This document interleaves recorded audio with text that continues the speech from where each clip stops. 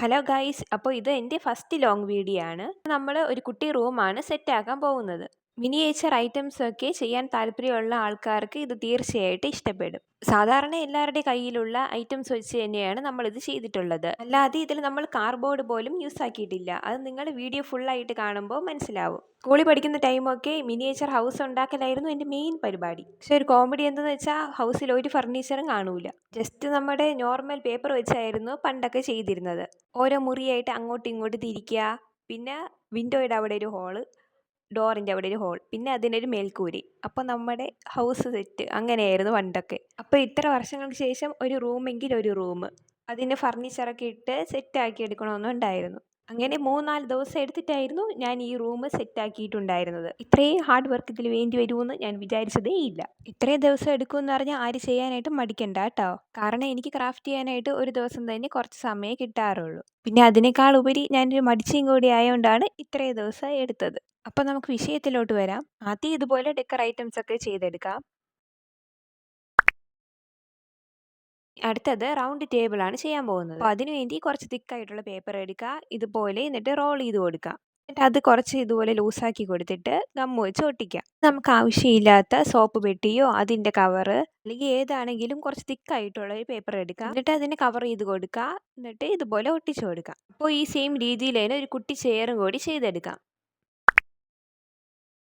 Table ചെയ്യാനായിട്ട് ഈ മെഷർമെൻറ്റിൽ ഒരു പേപ്പർ എടുക്കാം. എന്നിട്ട് ഇതുപോലെ 5 ഈക്വൽ ആയിട്ടുള്ള ലൈൻസ് വരച്ചു കൊടുക്കാം.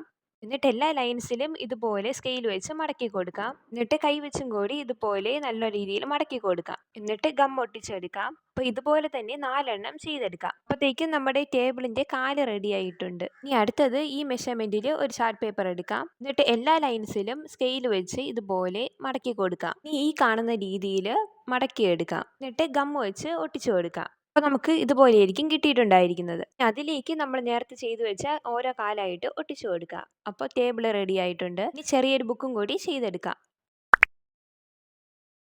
ഈ മെഷർമെൻറ്റിൽ ഒരു പേപ്പർ എടുക്കാം. പിന്നെ നേരത്തെ ചെയ്ത സെയിം പ്രോസസ്സിൽ കാലും കൂടി ചെയ്തെടുക്കാം. പിന്നെ സോപ്പിൻ്റെ ബോക്സിൽ ഒരു റെക്റ്റാങ്കിൾ ഷേപ്പ് നേരത്തെ മെഷർമെൻറ്റിൽ വരച്ചെടുത്തിട്ട് അതിനെ കവർ ചെയ്ത് കൊടുക്കുക. പിന്നെ കാല് ഒട്ടിച്ചു കൊടുക്കുക. പിന്നെ ചാർട്ട് പേപ്പറിൽ 2 ആർച്ച് ഷേപ്പും കൂടി ചെയ്തെടുക്കുന്നുണ്ട്. പിന്നെ നമ്മൾ കട്ടിലിൻ്റെ കാല് ചെയ്ത പോലെ കുറച്ച് കട്ടിങ്സ് ഒക്കെ ചെയ്തെടുക്കുക. പിന്നെ അതിൽ ഒട്ടിച്ചു കൊടുക്കുക. ഇനി ഒരു ചാർട്ട് പേപ്പറിൽ ഇതുപോലെ ടിഷ്യൂ ഒട്ടിച്ചു കൊടുക്കാം. എന്നിട്ട് ഈ മാർക്ക് ചെയ്തിരിക്കുന്ന പോർഷൻസ് കട്ട് ചെയ്ത് മാറ്റാം. അപ്പോൾ നമുക്ക് ഇതുപോലെയായിരിക്കും കിട്ടിയിട്ടുണ്ടായിരിക്കുന്നത്. ഈ ടിഷ്യൂവിൻ്റെ ഈ 2 സൈഡിലും ഗം ഒട്ടിച്ചു കൊടുക്കുക. ആ ചാർട്ട് പേപ്പറിലോട്ട് ഇതുപോലെ ഒട്ടിച്ചു കൊടുക്കാം. ഇതിൻ്റെ അകത്തേക്ക് കുറച്ച് പഞ്ഞിയും കൂടെ വെച്ച് കൊടുക്കാം. പഞ്ഞി വെച്ച് കൊടുക്കുമ്പോൾ ടിഷ്യൂ കീറിപ്പോവാതെ ശ്രദ്ധിച്ച് ചെയ്യാനായിട്ട് മറക്കണ്ട കേട്ടോ. അപ്പോൾ നമ്മുടെ മെത്ത ഇവിടെ റെഡി ആയിട്ടുണ്ട്. ഈ കട്ടിലിനെ കുറച്ചും കൂടെ കുട്ടപ്പനാക്കാനായിട്ട് കുറച്ച് മുത്തും കൂടി ഇതുപോലെ ഒട്ടിച്ചു കൊടുക്കുന്നുണ്ട്. നമുക്ക് ഏറ്റവും മെയിൻ ആയിട്ടുള്ള റൂം സെറ്റാക്കി എടുക്കാം. അതിനായിട്ട് ഈ മെഷർമെൻറ്റിൽ ഒരു പേപ്പർ എടുക്കാം. ഞാനിവിടെ ചെറിയ പേപ്പറിലാണ് കാണിക്കുന്നതെങ്കിലും നമ്മുടെ ഒറിജിനൽ റൂമിൻ്റെ മെഷർമെൻറ്റ്സ് കറക്റ്റായിട്ടാണ് കൊടുത്തിട്ടുള്ളത്. അപ്പോൾ നമുക്ക് ഇനി ഫൈനൽ ലുക്ക് കണ്ടാലോ.